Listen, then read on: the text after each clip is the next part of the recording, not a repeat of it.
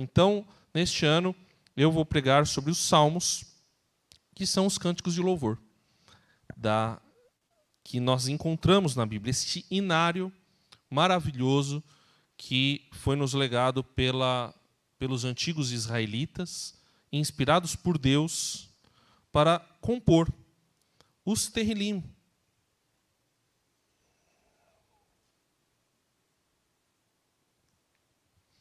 O livro de Salmos, ele é uma série de cânticos, é um inário do antigo Israel.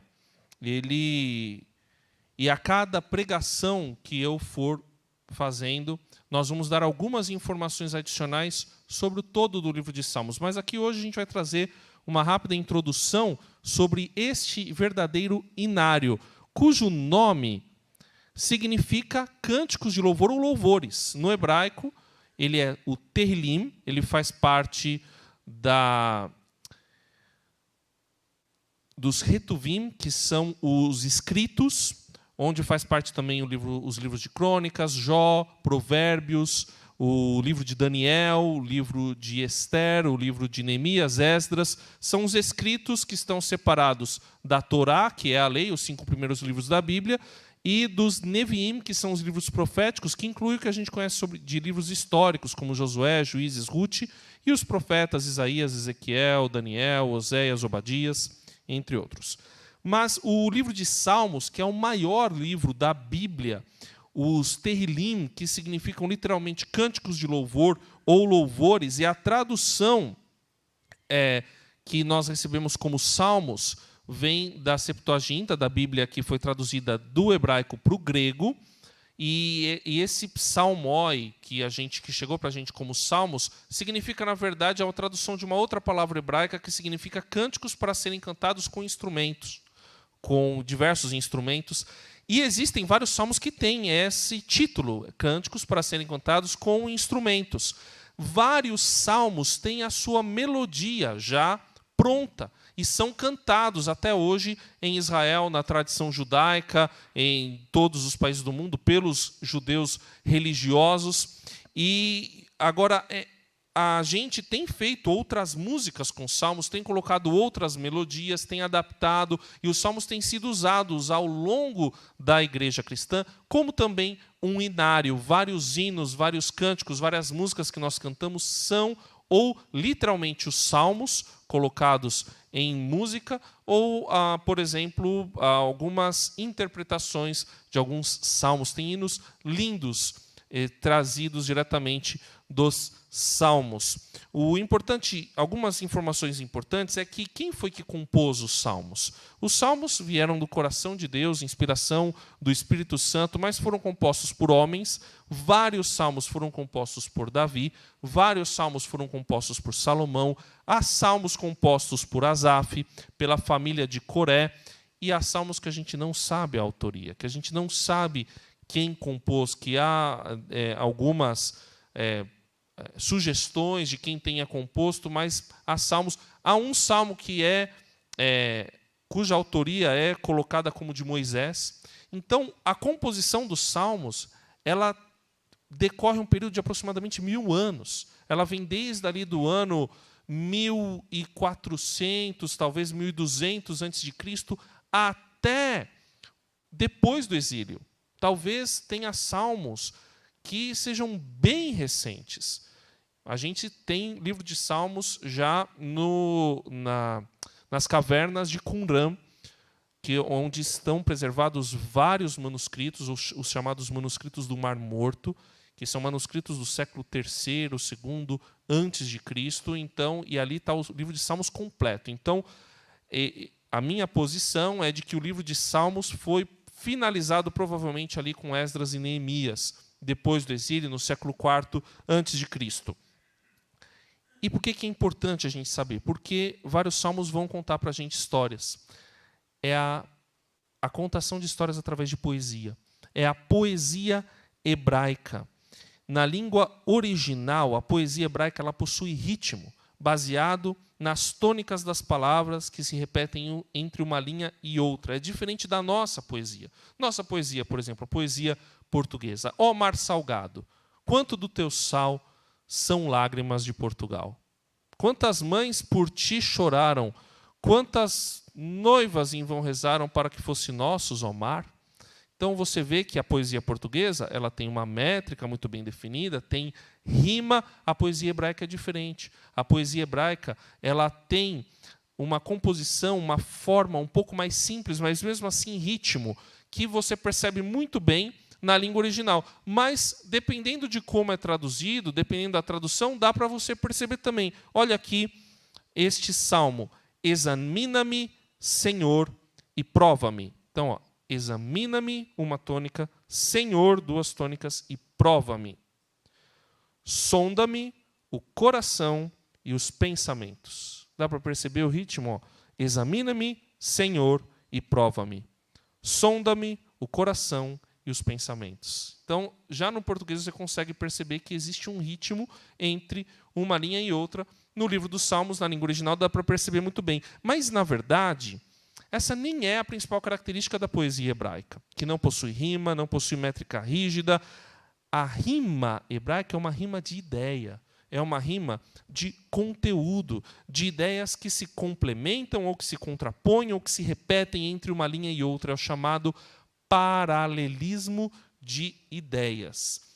Como que funciona esse paralelismo? A gente vai ver no Salmo sobre o qual nós vamos falar hoje, um pouco desse paralelismo já no título da mensagem. Mas o paralelismo de ideias, ele funciona. Você tem duas linhas, e na primeira linha você diz uma coisa, com palavras, e na segunda linha você pode ou dizer a mesma coisa, usando palavras diferentes, ou reforçar a ideia, ou aprofundar aquela ideia, ou até contrapor uma ideia. Você pode usar sinônimos, ou você pode usar antônimos, contraposições para aquela ideia. Que é um exemplo, a gente vai ver mais para frente, um exemplo desse paralelismo que faz parte da poesia hebraica. A poesia hebraica você identifica por esses paralelismos, que na verdade aparecem também em toda a Bíblia e não apenas no livro de Salmos. Provérbios é cheio de paralelismo, é cheio de contraposições. Você vai ler Provérbios, fala sobre, por exemplo, o justo e depois o ímpio. Aquilo é um paralelismo de contraposição. A poesia hebraica também é muito famosa, muito conhecida pelas figuras de linguagem. Então não dá para você levar literalmente as asas da alva. O que são as asas da alva? Será que eu vou subir nas asas da alva? As asas da alva é uma figura de linguagem. É uma figura de linguagem, e as figuras de linguagem usadas nos Salmos incluem metáforas. O Senhor é o meu pastor. De que pastor está falando? O pastor de ovelhas, de campo, que sai conduzindo as ovelhas. Mas o Senhor é um pastor de ovelhas? Não. O Senhor é o nosso pastor. Nós somos as ovelhas dele. Mas tudo isso é uma metáfora, é uma imagem, é uma comparação sem utilizar o como. Existem também símiles. A minha alma é como uma corça, sedenta por Deus. Assim como a corça tem sede dos ribeiros das águas, a minha alma tem sede do Deus vivo. Então é uma símile, uma comparação usando como ou outras palavras. Personificações, falando que o Senhor, por exemplo, é alguma coisa, ou então se referindo ao sol, aos céus que proclamam a glória de Deus como se fossem pessoas. Hipérboles, exageros, falando, 1000 cairão à tua direita, 1000 à tua esquerda, mas tu não serás atingido. Uma hipérbole, um exagero. E outras figuras de linguagem. Então o livro de Salmos é para ser apreciado. Você não precisa levar ele literalmente, mas você vai entender e perceber as lições a partir dessas figuras de linguagem. E o livro de Salmos é dividido em 4 livros. Você tem o primeiro livro, a primeira coletânea de Salmos, do 1 ao 41, a segunda coletânea do 42 ao 72, a terceira do 73 ao 89, a quarta do 90 ao 106 e a quinta do 107 ao 105. Como que você identifica essas coletâneas? No final de cada coletânea tem uma doxologia, um louvor a Deus, normalmente começando com bendito seja o Senhor, Deus de Israel. Então você vai ver no final de cada livro na sua Bíblia, provavelmente tem as divisões livro 1, livro 2, livro 3, lá no livro de Salmos, você olha os versículos anteriores, você vai encontrar um versículo mais ou menos assim, bendito seja o Senhor, o Deus de Israel. E sobre quais temas o livro de Salmos trata, sobre quais temas são essas poesias dos Terrilim, dos cânticos de louvor, dos louvores que encontramos na Bíblia Sagrada. Claro que temos muito louvor e adoração, muita exaltação de Deus, exaltação dos feitos de Deus, exaltação a respeito de quem Deus é, onisciente, onipotente. Ainda que a minha alma desça no Sheol, lá no abismo, o Senhor vai me encontrar lá. Só Tu és Deus, bendito seja o Deus de Israel, que todas as nações louvem a Deus, todo ser que respira louve ao Senhor. Então, um chamado para louvar e adorar a Deus por aquilo que Ele é e por aquilo que Ele faz. Também ação de graças, salmos maravilhosos, agradecendo a Deus, deem graças, porque Ele é bom, o seu amor... esse vale a pena falar. Deem graças porque Deus é bom. Muitos salmos eram para ser feitos dessa forma. Então, um dirigente falava e os outros repetiam. Deem graças porque Deus é bom. O seu amor dura para sempre. Amém, amém. Então, ação de graças, estão repletas de ação de graças os salmos, também petições e confiança. Esperei confiantemente no Senhor e Ele ouviu o meu clamor. Então, os salmos são cheios de pedidos a Deus. Eu estou encharcando a minha cama com lágrimas, Senhor. Ouve o meu pedido, atende-me, Senhor, o meu chamado de socorro. Então, os salmos, há muitas petições e confiança. Há também celebração da lei. Salmo 119 é um salmo em celebração da lei do Senhor. Lâmpada para os meus pés é a tua palavra e luz que ilumina o meu caminho. Também tem celebração da história. Quando você lê os salmos, você lê, vamos celebrar os feitos do Senhor, o que Ele tem feito por nós pela história. Tem também lamentos. Tem muito lamento nos salmos. Tem um salmo, sobre o qual nós vamos falar mais para frente, que ele lamenta o fato do povo estar no exílio babilônico. E, inclusive, tem palavras fortes contra os babilônios. E também tem salmos de sabedoria. Mas aí você pode perguntar para mim, cânticos de louvor, louvores, que tem... Você pode conseguir entender cânticos de louvor que tem ação de graças, petições de confiança, celebração da lei de Deus, da história, daquilo que Deus faz, mas lamento, sabedoria. Como que eu louvo a Deus falando sobre sabedoria? Como que um cântico de louvor a Deus dá conselhos e caminhos para um viver sábio? O saltério e a Bíblia entendem que conselhos também são louvores. Tanto que o primeiro salmo da Bíblia é um salmo de sabedoria, indicando que o caminho da sabedoria é o que permite a adoração. Por isso que nós vamos ver hoje o salmo primeiro, que nos mostra o caminho do sucesso e a rota do fracasso. Percebeu o paralelismo? O caminho do sucesso. Caminho é sinônimo de rota. O caminho e a rota, ao paralelo. E o sucesso se contrapõe ao fracasso. Então, olha, eu fiz um paralelismo com o título da pregação de hoje, para mostrar na prática para os irmãos como que funciona a poesia hebraica. Sou um poeta hebreu, será? O caminho do sucesso e a rota do fracasso. Eu estou longe disso, irmãos. O salmista, pois é. O Salmo 1 abre o inário do povo de Israel, com um elogio ao homem que escolhe o caminho certo e alerta para os perigos da rota errada. Então, eu quero falar sobre isso com os irmãos. E eu quero já deixar que são conselhos, vocês que são jovens, ouçam bem esses conselhos do Salmo 1.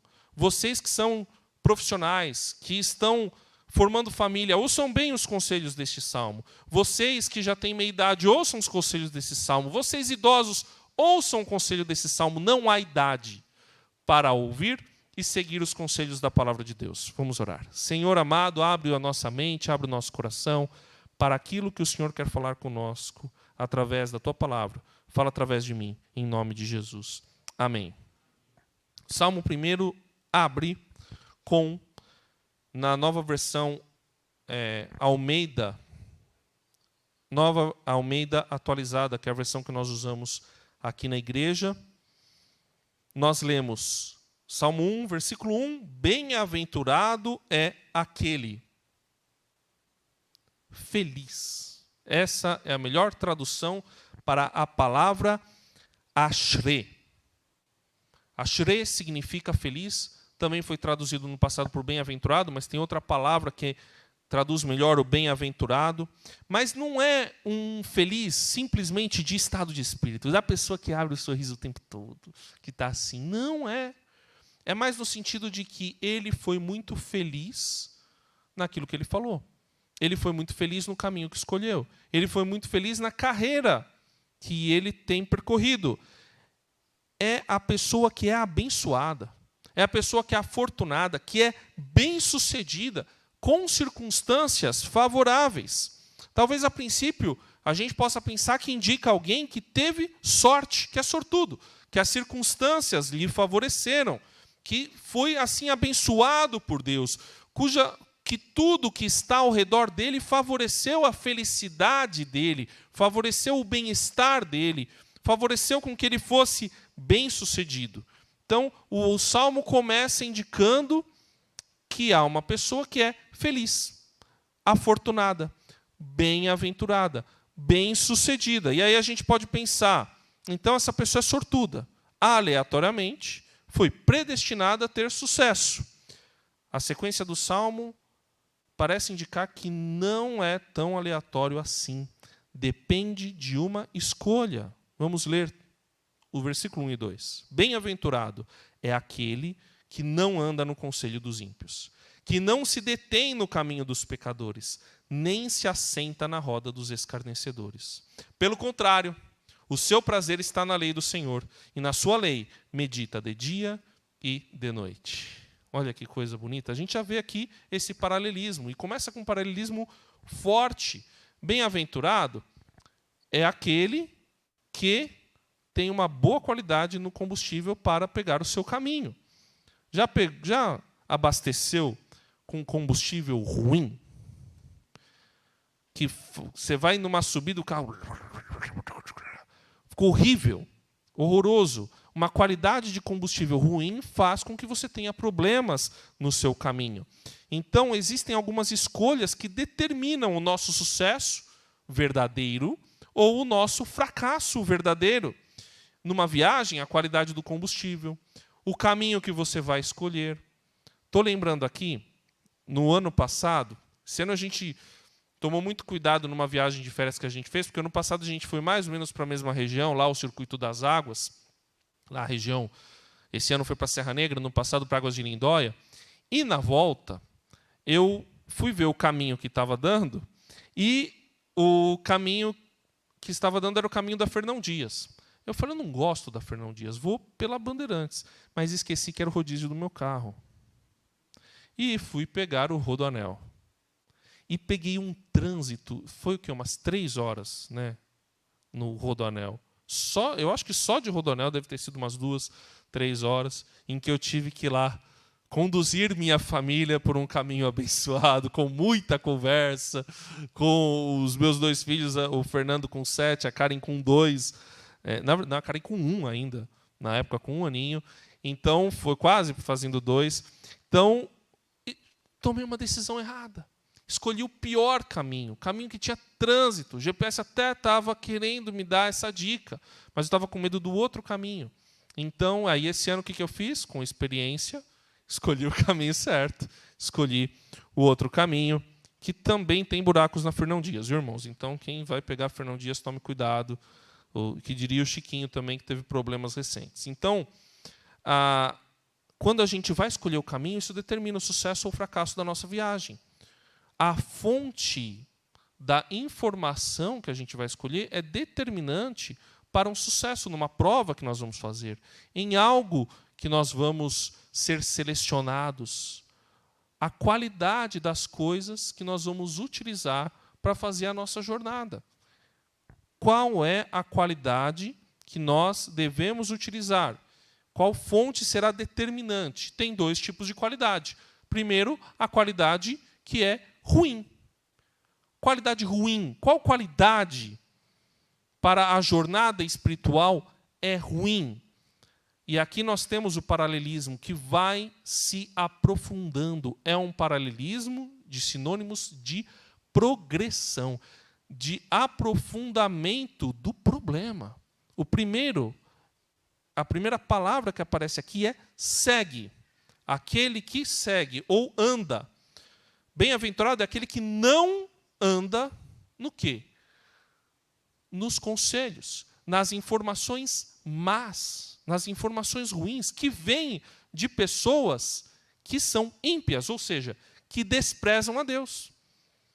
Então, aquilo que você tem ouvido, e não apenas ouvido, mas retido, aquilo que você tem seguido, aquilo que você tem buscado andar, os conselhos que você utiliza para a sua vida são determinantes para o sucesso ou para o fracasso do seu caminho. E, nesse caso, o bem-sucedido, o afortunado, é aquele que não segue conselhos e informações más que venham de pessoas que desprezam a Deus. Então, olha como a figura é interessante, olha como essa poesia é linda. Segue, de repente se detém. Aquele que para. Aonde? Nos comportamentos, que imita. O sentido aqui de se deter no caminho dos pecadores é aquele que imita, para, fica em pé e imita o comportamento de pessoas que agem errado. E aqui pecadores, que somos eu e você, mas com uma diferença, nós somos pecadores redimidos, caminhando para a glorificação. Problema da pessoa que está no vício do pecado, vivendo em pecado. Infelizmente, existem pessoas assim nas igrejas. E aí, como é que a gente identifica isso? Daqui a pouco a gente vai ver. Mas o importante é que aquele que é bem-sucedido não para, não imita os maus comportamentos das pessoas que seguem o caminho do pecado, que agem errado, que não agem conforme a vontade de Deus e conforme aquilo que está escrito na sua palavra revelada a nós. Olha a sequência. Segue o caminho, o conselho dos ímpios, detém-se no caminho dos pecadores e se assenta. Aqui é bem conhecido, né? Se assenta na roda dos escarnecedores. Viu a imagem? Segue, para e senta. Não é bonito isso? Eu ainda estou podendo levantar.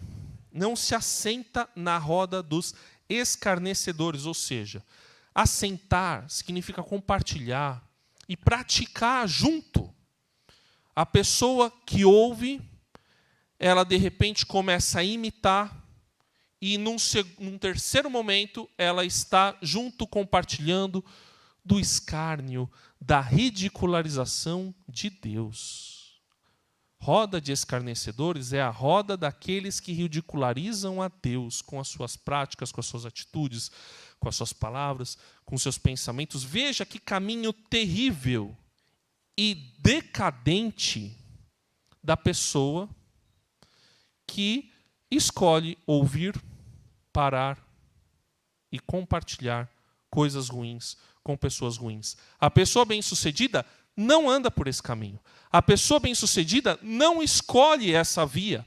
A pessoa bem-sucedida não coloca no seu carro este combustível de qualidade ruim, não escolhe para si essas informações de procedência duvidosa, errada.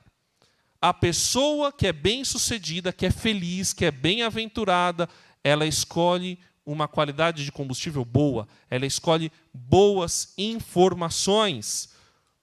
Ela tem um desejo profundo, um prazer, ela se agrada, ela tem algo que ela considera precioso.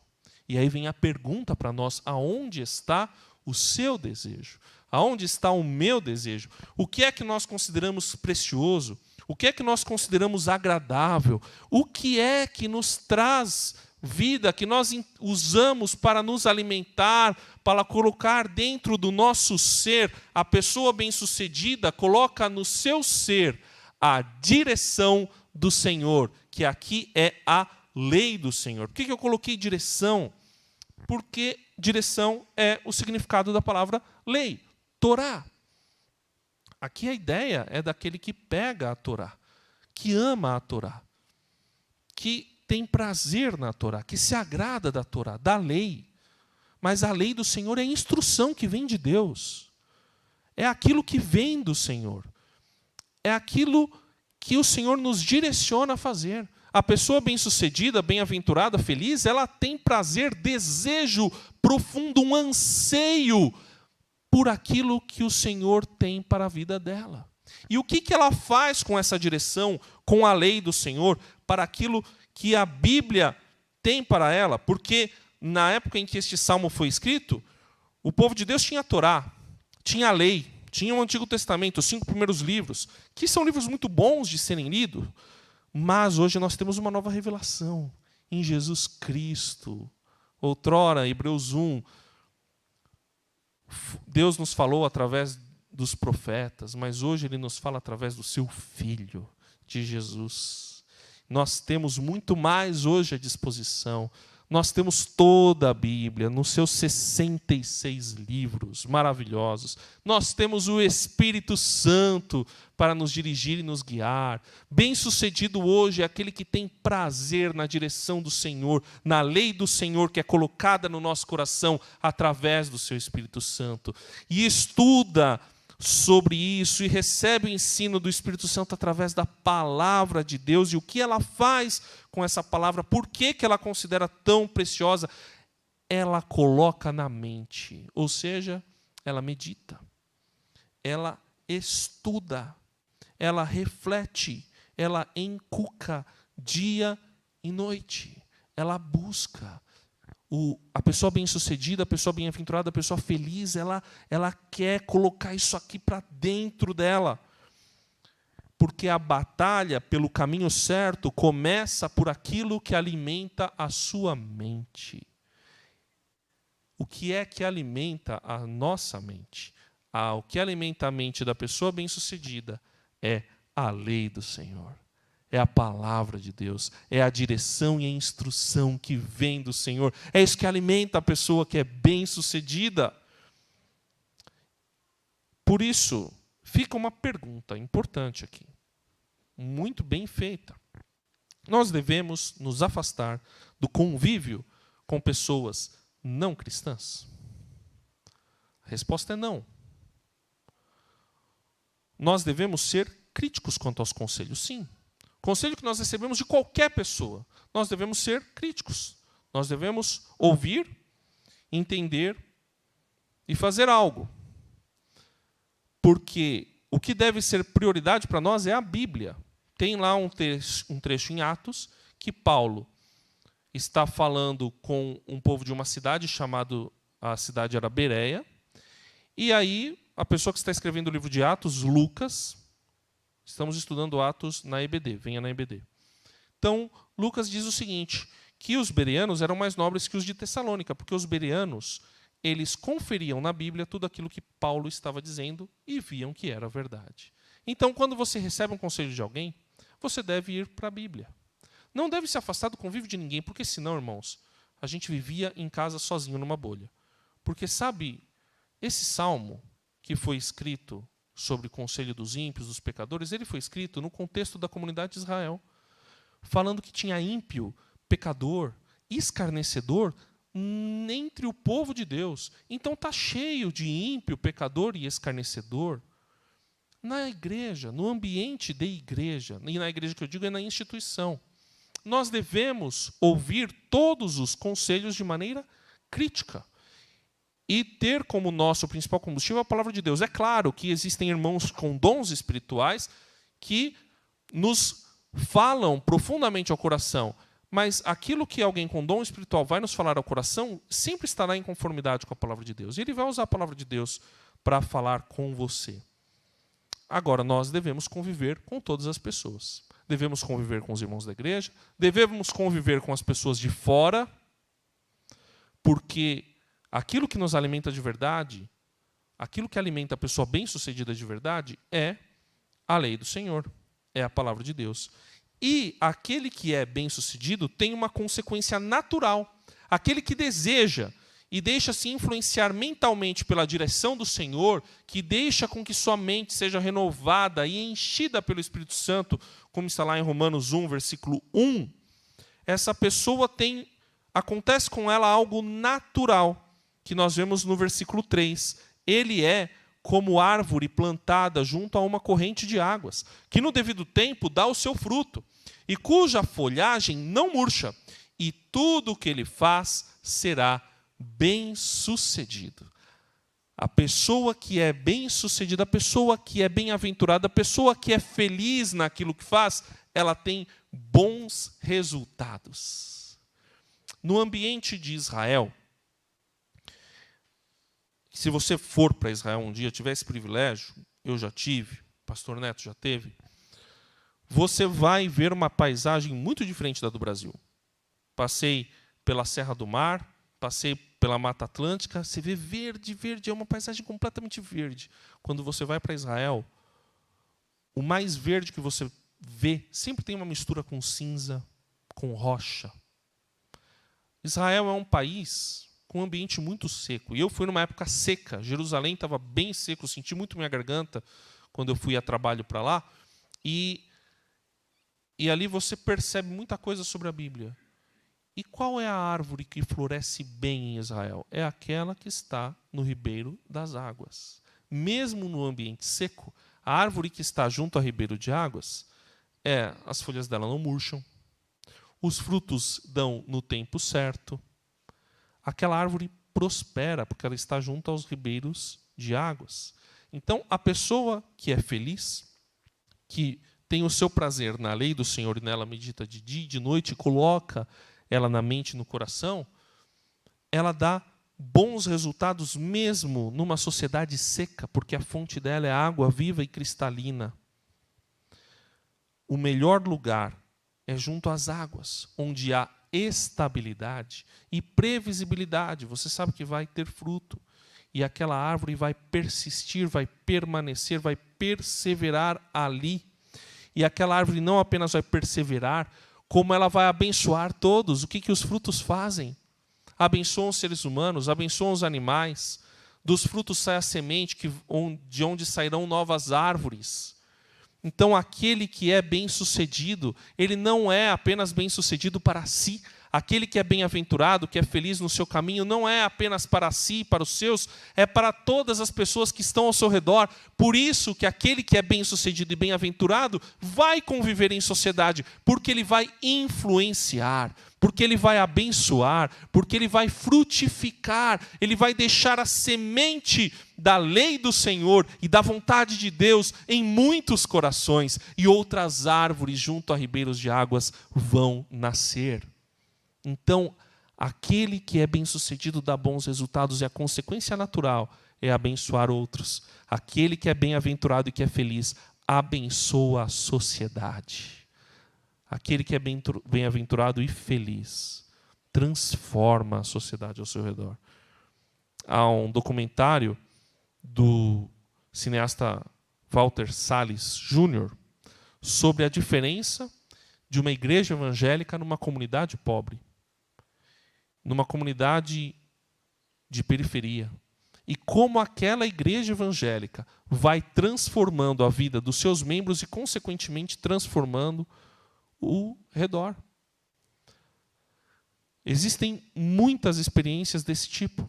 E o evangelho é tão poderoso que o pastor Vassílios Constantinides, eu vou citar porque ele citou esse testemunho, ele estava entrando em um país, e era um país que na época estava em guerra, e um país fechado ao evangelho, e ele chegou lá mostrando o seu documento como ministro religioso. E foi perguntado a ele qual a sua profissão. Ele não tinha outra profissão para dizer, ele falou: sou pastor. Aquele homem da imigração pegou o passaporte dele, carimbou e falou: a gente está precisando de pastores para transformar o nosso país. O evangelho é conhecido por transformar a sociedade. Aquele que é feliz de acordo com a vontade de Deus transforma a sociedade, abençoa. Por isso que ele não pode se isolar. Ele tem que conviver para influenciar e transformar. Agora, o versículo 4 tem uma contraposição. Os ímpios não são assim. São, porém, como a palha que o vento dispersa. Como é que funciona? Palha que o vento dispersa. Você pensa, né, num campo de palha, mas a figura é algo parecido com isso aqui. Quando, numa sociedade agrícola, vai se peneirar o trigo, você pega a peneira e joga, não sei se você já viu essa imagem, joga o trigo para cima. Por quê? Porque no grão está misturada a palha. Só que a palha é mais leve que o grão. Então, quando você joga ao vento, o vento leva a palha e deixa o grão que desce. Então, o que acontece com o ímpio? Quando ele é lançado para cima, quando Deus vai peneirar, ele é mais leve do que o justo. Então, ele vai voar. Porque ele não serve para nada. Ele não dá bom resultado. Ele não dá coisa boa. Ele dá coisa inútil. Coisa que precisa ser filtrada. Coisa que precisa ser peneirada. Coisa que precisa ser jogada fora. Que serve no máximo, olhe lá, para fazer fogueira. Brincava com os juniores, uma época que eu dava aula de juniores, que eu falava, crente que é figueira que não dá fruto só serve para fazer fogueira. Então, o ímpio, ele é palha ao vento, que vai ser peneirado e vai ser lançado fora, vai sair, porque ele é superficial, ele é artificial. Ele, mesmo estando na igreja, mesmo vindo em todos os cultos, mesmo sendo batizado há 50 anos, mesmo cumprindo todos os rituais certinho, se não tem profundidade de relacionamento com Deus, é palha ao vento, que vai ser lançada fora, que o vento vai levar, que vai ser peneirado, que não produz, que não tem profundidade, é superficial, é artificial. Então, o ímpio tem isso, o vento leva. E tem mais um problema com o ímpio. Por isso, os ímpios não prevalecerão no juízo, nem os pecadores na congregação dos justos. Viu outro paralelismo aí? Ímpios e pecadores, que são praticamente sinônimos, não prevalecerão no juízo, nem os pecadores prevalecerão, está implícito, na congregação dos justos. Há um sinônimo e um aprofundamento dessa ideia, desse paralelo aqui. No julgamento, na hora de conferir, na hora de fazer o pente fino, o que vai acontecer com o ímpio? Condenado. Sai para lá. O ímpio, aquele que não segue a Deus, aquele que não busca os conselhos do Senhor, aquele que está indo para a rota do fracasso, vai ter fracasso de verdade. E vai ser jogado de lado. Quando tem um julgamento que é feito da maneira correta, onde são conferidos, checadas todas as provas, fica claro quem é o ímpio. E que ele vai ser separado. Vai receber a sua devida punição, a sua devida pena. E essa pena pode acontecer tanto na convivência, ao perceber o resultado das obras dos ímpios. Por exemplo, não sei se você já ouviu pessoas más com quem você está lidando, e aí você tem dificuldade de lidar com essa pessoa má. E eu, uma vez, recebi um conselho. Deixa ele achar que tem razão. Dá corda, que ele vai se enforcar. Isso já aconteceu. Porque na hora que a pessoa responsável pelo julgamento vai ver, vai olhar, não, isso aqui está errado. Essa pessoa aqui não está no caminho certo. E no devido tempo, a pessoa vai pagar pelos erros que ela tem feito, por aquilo que ela tem cometido de errado. Não sei se você já teve essa oportunidade de conviver com pessoas ruins, mas que você não conseguia. No trabalho, principalmente, isso acontece, na escola. Você não consegue se afastar dessa pessoa. Aquela mosca na sopa, pedra no sapato, calo no seu dedão. Horrível o calo, né? Terrível. Unha encravada. Mas vai chegar a hora que você vai conseguir identificar e aquela pessoa vai ser afastada. E eu já vi isso acontecer. A pessoa não consegue, a pessoa que é má, ela não consegue esconder sua maldade por muito tempo. E tem uma outra possibilidade da pessoa que é má, ainda que ela consiga passar a vida inteira dela escondendo a sua maldade e sendo aparentemente bem-sucedida, no juízo final, diante de Deus, essa pessoa não resiste. Essa pessoa não resiste. Por isso que eu acredito no juízo. Eu acredito no juízo de Deus. Existem alguns pastores, algumas igrejas que têm pregado que não existe o juízo após a morte. Vou fazer uma rápida aqui. Pastor Gregory e Pastor Neto, os irmãos concordam comigo que o juízo final existe? Amém? Pastor Gregory está por aí? Ele ia falar amém. Tá lá, amém, amém. Então a PIB concorda com isso. Algum diácono é contra? Não, né? Juiz, principalmente Alberto Marinho. Então, irmãos, o juízo final existe e precisa existir. Porque a Bíblia fala que o Senhor não toma o culpado por inocente. Não toma o culpado por inocente. Então o juízo vai vir sobre a pessoa má. O ímpio não resistirá no dia do julgamento. E os pecadores, aqueles que se afastam da lei de Deus, lembrando, nós somos pecadores, mas nós somos pecadores redimidos. Aquele que acredita em Jesus é pecador redimido. Mas tem o pecador que não é redimido, que vive no seu pecado e pelo seu pecado. Esses se afastam da lei de Deus e o que acontece?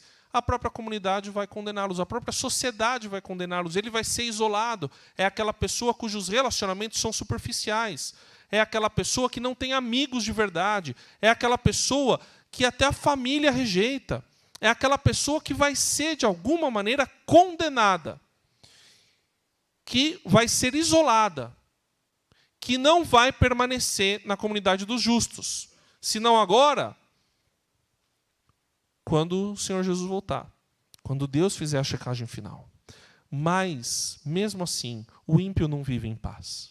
O ímpio não tem paz, porque o julgamento já está sobre a cabeça dele. Já está sobre ele. Agora, a pessoa bem-sucedida, não.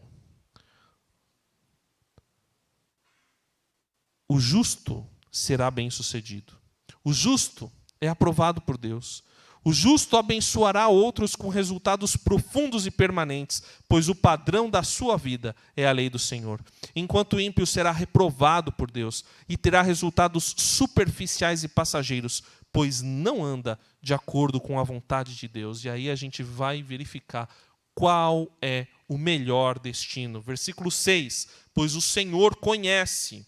A melhor tradução aqui é a prova. Vou ler o texto e explicar depois. Pois o Senhor conhece o caminho dos justos, mas o caminho dos ímpios perecerá. Conhecer aqui é a palavra, a tradução literal é conhecer, mas é conhecer no sentido de aprovar. É aquele que verifica e fala, ok, checado, aprovado, pode seguir em frente. Então o Senhor aprova o caminho dos justos. O justo tem o seu caminho aprovado por Deus. O justo passa na prova. O justo segue em frente. O ímpio não terá sucesso na sua caminhada. O ímpio não terá sucesso diante de Deus.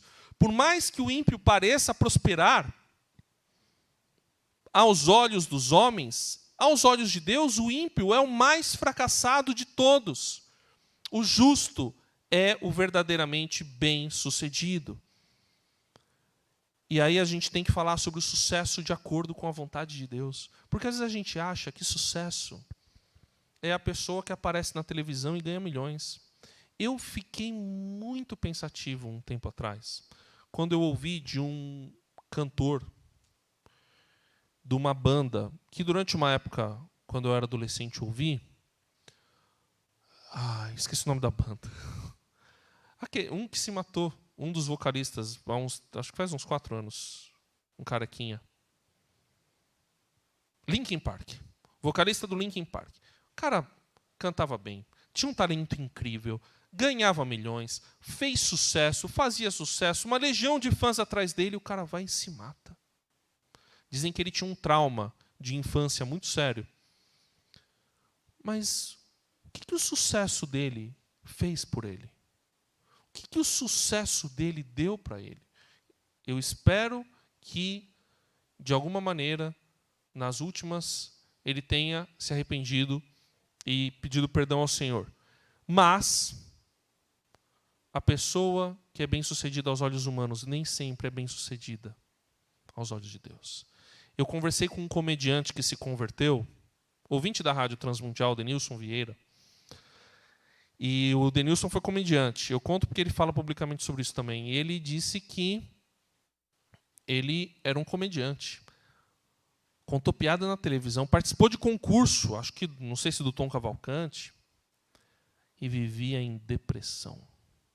E ele falou que tem muito comediante em depressão. Outro comediante famoso, americano, que fez aquele filme Uma Babá Quase Perfeita, que também se suicidou.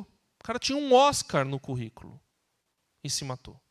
Então, o bem-sucedido aos olhos da sociedade não é o bem-sucedido aos olhos de Deus. O bem-sucedido aos olhos da sociedade, muitas vezes, é uma pessoa vazia, superficial, que não consegue resistir às provas duras deste mundo. O bem-sucedido aos olhos de Deus é árvore plantada nos ribeiros de água, cujas folhas não murcham, que permanece, que persevera, que continua. O apóstolo Paulo, em 2 Coríntios, no capítulo 2, dos versículos 14 a 16, diz o seguinte: mas graças a Deus, que sempre nos conduz vitoriosamente em Cristo e por nosso intermédio exala em todo lugar a fragrância do seu conhecimento. Porque para Deus somos o aroma de Cristo entre os que estão sendo salvos e os que estão perecendo. Para estes somos cheiro de morte, para aqueles fragrância de vida. Paulo também usa um paralelismo aqui, né? Ele fala, a gente é cheiro para os que estão sendo salvos e para os que estão perecendo. Para os que estão perecendo, nós somos cheiro de morte. Porque eles só veem o ser humano que morreu para o mundo. Mas para os que estão sendo salvos, nós somos cheiros de vida. Porque eles veem o ressuscitado, aquele que é regenerado por Deus. O bem-sucedido, de acordo com a vontade de Deus, ele é esse cheiro que o mundo não consegue entender, que a sociedade não compreende, que é feliz vivendo de maneira financeiramente limitada, que mantém a sua carreira às vezes simples, mas que é firme no seu trabalho e acaba dando o exemplo. Tem muito chefe, muito patrão, muita gente que se converteu com o empregado pelo exemplo do seu empregado, pelo bom exemplo daquele que era o seu subordinado. Porque aquele que vive segundo a vontade de Deus frutifica e abençoa as outras pessoas com a sua vida e com a sua caminhada. E aí você, pensando sobre isso, talvez você fique, puxa, mas será que eu estou vivendo na rota dos pecadores ou no caminho dos justos?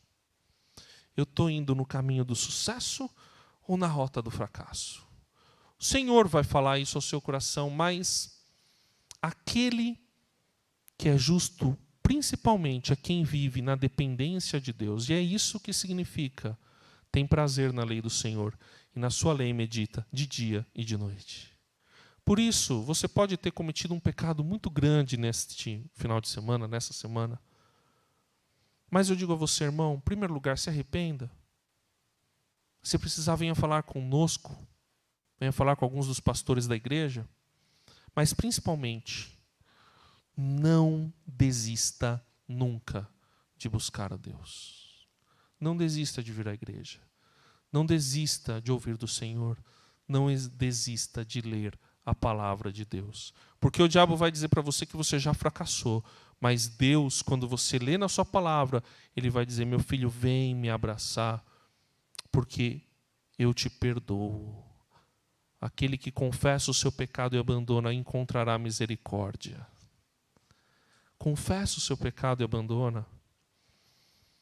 e venha viver uma vida bem-sucedida, feliz, de acordo com a vontade de Deus.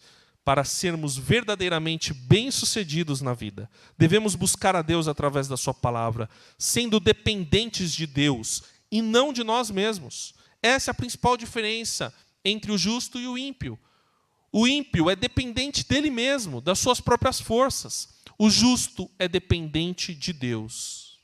Viver e cantar esta verdade também é louvar a Deus. Por isso que Salmos abre com esse salmo.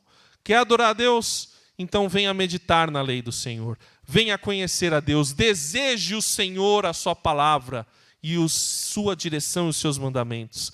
E vamos juntos adorar a Deus. Vamos fechar os olhos. Baixe a sua cabeça.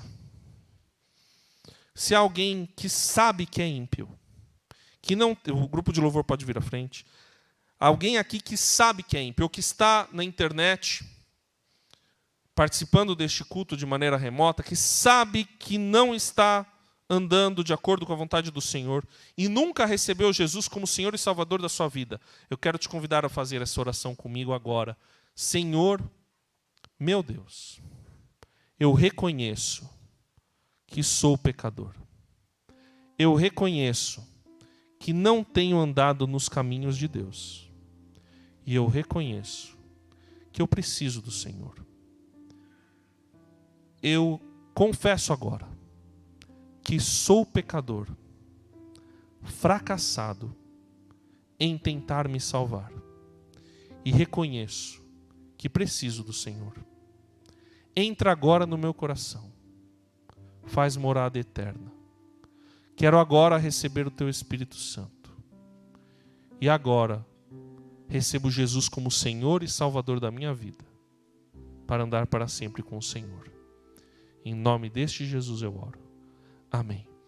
Todos de olhos fechados e toda a igreja em oração. Há alguém aqui que fez essa oração pela primeira vez? Levante sua mão. Alguém aqui fez essa oração pela primeira vez? Levante sua mão. Se alguém na internet fez essa oração pela primeira vez, coloque seu nome, nós queremos entrar em contato com você. Senhor, complementa essa palavra. Se alguém aqui ainda não te recebeu como Senhor e Salvador, que seja incomodado nessa noite e possa recebê-lo como Senhor e Salvador da sua vida. Agora, para todos aqueles que estão aqui, que já tem Jesus como Senhor e Salvador, mas essa palavra tocou fundo no coração, quero orar por você também. Quer ficar em pé? Vamos ficar em pé. Fique em pé, você que quer. Eu sou o primeiro a ficar de pé. Levanta as minhas mãos, porque eu preciso buscar mais ao Senhor. Fique em pé, você que quer buscar mais ao Senhor. Você que quer depender mais de Deus. Você que quer ter uma vida santa. Você que quer viver de acordo com a vontade de Deus e sente que não tem vivido. Fique em pé, levante-se agora. Coloque-se diante do Senhor e Ele quer te restaurar, Ele quer te levar para o caminho do verdadeiro sucesso, da verdadeira felicidade com Cristo. Cada dia, Senhor, em nome de Jesus, eu peço por mim e pelos meus irmãos, Pai. Reconhecemos que somos dependentes do Senhor e que precisamos do Senhor a cada dia das nossas vidas, Senhor. Em nome de Jesus, Pai, enche-nos com Teu Espírito Santo, Pai. Nos dê cada dia mais prazer, nos dê cada dia mais desejo por querer viver com o Senhor, para que assim no nosso trabalho, na nossa escola, na nossa família, aonde quer que estejamos, no nosso convívio, possamos abençoar e frutificar, Senhor. Em nome de Jesus nós oramos, amém.